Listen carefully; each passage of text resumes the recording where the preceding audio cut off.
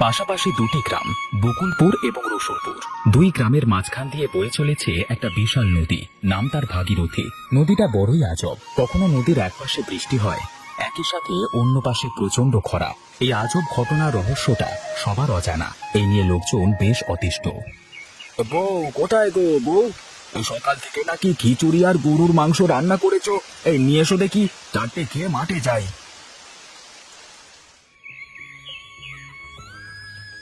এই যা, গুড়ি গুড়ি বৃষ্টি পড়ছে, আকাশে মেঘ হয়েছে দেখে খিচুড়ি রান্না করলাম, আর আজ এমন খরা শুরু হয়ে গেল। হয়ে গেছে হয়ে গেছে, আমার খাওয়া হয়ে গেছে। আমার মনে হয় আর খাওয়া দাওয়া হবে না। যা গরম পড়েছে, এর মধ্যে খিচুড়ি খেলে একেবারে মরে যাব। মাঠে কাজ করতে পারবো না। যাব, তুই খাবার নিয়ে ঘরে রেখে দে, আমি পরে খাবো। বলো তো, আবহাওয়ার এমন আমূল পরিবর্তন হলে কি করে চলবে? কখনো রোদ, কখনো বৃষ্টি, কখনো গরম, কখনো শীত, কোনো কিছুরই কোনো ঠিক নেই। কি আর করব, সবই আমাদের পোড়া কপাল। তুমি থাকো গিন্নি, আমি মাঠ থেকে ঘুরে আসি।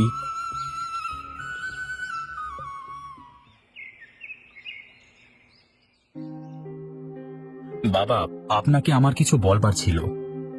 হ্যাঁ বল বাবা, কি বলতে চাস? বাবা, আমার কাছে দুটো সংবাদ আছে। একটা হলো দুঃখের সংবাদ, আর একটা খুশির সংবাদ। কোনটা আগে শুনবে?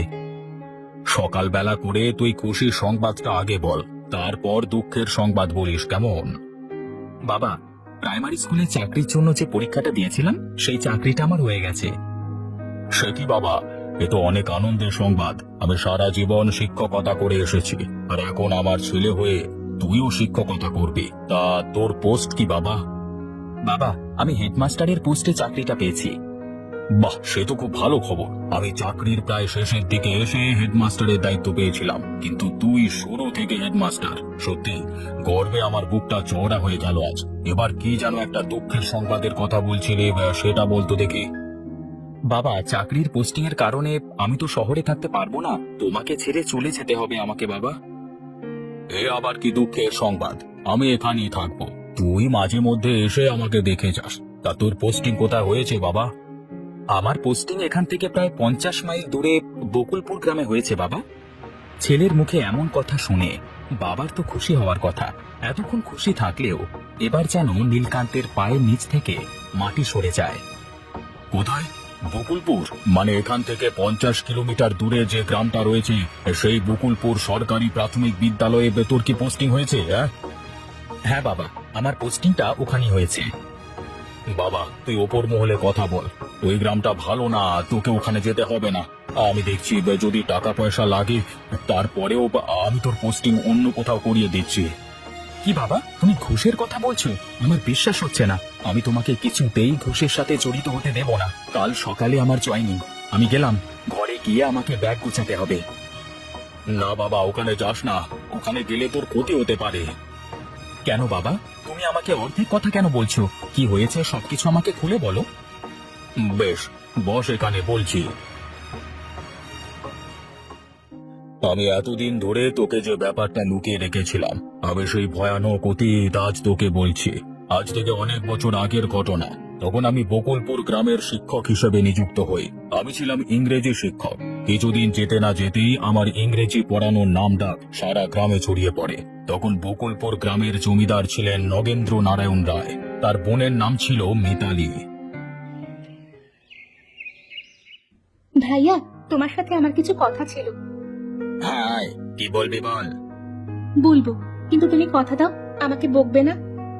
আমি কি এর আগে কখনো বলেছি তোকে? বল, কি বলবি, তাড়াতাড়ি বলে ফেল। ভাইয়া, আমি না এবারও ইংরেজিতে ফেল করেছি।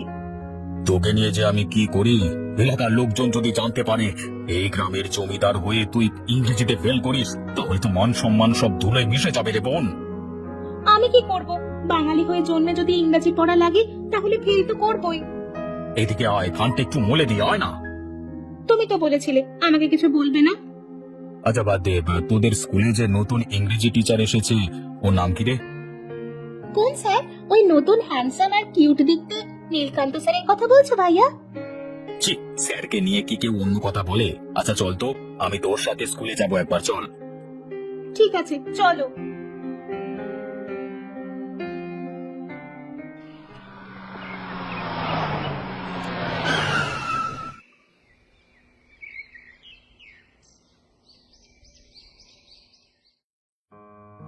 আসতে পারি স্যার?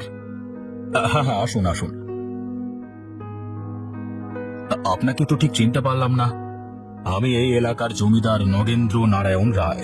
সবাই আমাকে রায় বাবু নামেই জানে। ও, হোয়াট এ প্লেজেন্ট সারপ্রাইজ।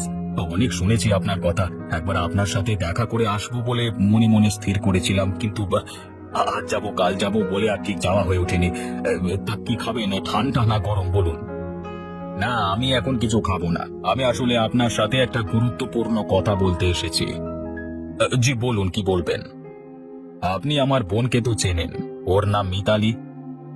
জি, আমি নতুন এসেছি তো স্কুলে, যে কারণে আসলে সবাইকে খুব একটা ভালোভাবে চিনি না। তবে ধীরে ধীরে সবাইকে চিনে যাব। আচ্ছা বাদ দিন, তারপরে বলুন। আরে স্যার, আপনি এটা কি বললেন? পুরো পরীক্ষার 3 ঘন্টা ধরে তো শুধু আপনাকে দেখেছি, তাই তো ফেল করেছি। আর আপনি কিনা বলছেন আমাকে চেনেন না? চিনবেন চিনবেন, এবার আমাকে খুব ভালোভাবে চিনবেন। আসলে আমার বোন ইংরেজিতে খুব কাঁচা। আপনি যদি ওকে একটু ইংরেজি পড়াতেন তাহলে খুবই উপকার হতো। দেখুন, ক্লাসে তো আরো অনেক দুর্বল ছাত্রী আছে। এখন আমি যদি সবাইকে পড়াতে যাই তাহলে তো বিপদে পড়ে যাব। কেউ কিচ্ছু বলবে না, তাতে শুধু আমার বোনটাকে পড়াবেন আপনি। আচ্ছা ঠিক আছে, কাল থেকে স্কুল ছুটির পরে 1 ঘন্টা পরে আমি ইংরেজিটা দেখিয়ে দেবো, কেমন? আচ্ছা ঠিক আছে, আমি এখন উঠি। হ্যাঁ। সেদিন জমিদার তার বোনকে নিয়ে চলে যায়। তারপর থেকে মিতালি আমার কাছে নিয়মিত স্কুল ছুটির পরে পড়তে আসতে থাকে। একদিন পড়তে পড়তে হঠাৎ মিতালি বলে, ও আগো, চলে গেল। আমার চোখে যেন কি একটা গেছে স্যার। তোমার চোখে হয়তো ময়লা ঢুকেছে, যাও চোখে পানি দিয়ে এসো। আপনি এমন কেন স্যার? একটু ময়লাটা বের করে দিন না। আমি আর কোনো উপায় না পেয়ে আমি মিতালির জোড়াজুড়িতে এক পর্যায়ে তার চোখ থেকে ময়লা বের করতে রাজি হয়ে যায়। যেই না চোখ থেকে ময়লা বের করতে যাবে তখন সেখানে জমিদার এসে পড়ে। আর আমাদের এই অবস্থা দেখে তারপর আমি বেশ কিছুদিন মিতালির কোনো খোঁজ পাইনি। একদিন হঠাৎ জমিদার আমাকে ডেকে পাঠায়। কি হয়েছে জমিদার বাবু, আপনি আমাকে ডেকেছেন কেন? আপনাকে আমার বোনকে বিয়ে করতে হবে। আপনি এসব কি বলছেন? এটা সম্ভব নয়। আপনি আমাকে না করবার পরিণাম জানেন?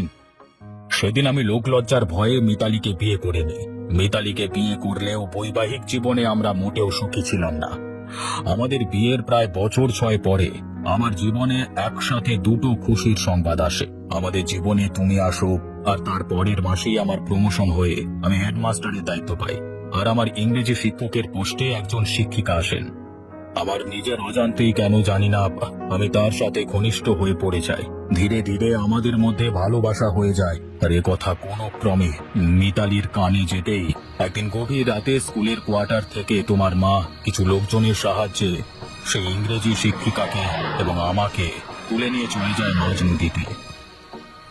তোর সাহস কি করে হলো আমার স্বামীর দিকে হাত বাড়ানো? যদি আমার আর আমার স্বামীর মাঝে আসিস তাহলে আমি তোকে শেষ করে ফেলবো। এই কথা বলে তোমার মা সেই ইংরেজি শিক্ষিকার গলায় একটা কলসি বেঁধে তাকে পানিতে ফেলে দিলে আমার কাছে এসে আমার মুখের বাঁধন খুলে দেয়। তুমি কি পাগল হয়ে গেছো? তুমি এটা কি করলে? তুমি একটা খুনি, তুমি পাপী। হ্যাঁ, আর শুধু আমি একা। আমি তোমার প্রেমিকাকে মেরেছি, তাই আমি তোমার চোখে খুনি। তুমি একবার ভেবে দেখেছো তুমিও খুনি? তুমি আমার হৃদয়কে খুন করেছো।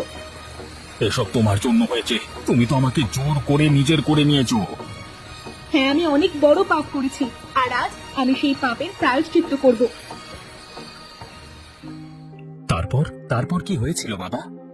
তারপর তোমার মা একইভাবে গলায় একটা মাটির কলসি বেঁধে পানিতে ঝাঁপ দেয়। সেদিন আমিও মরতে চেয়েছিলাম, কিন্তু তোমার কথা চিন্তা করে সেদিন আমি মরতে পারিনি।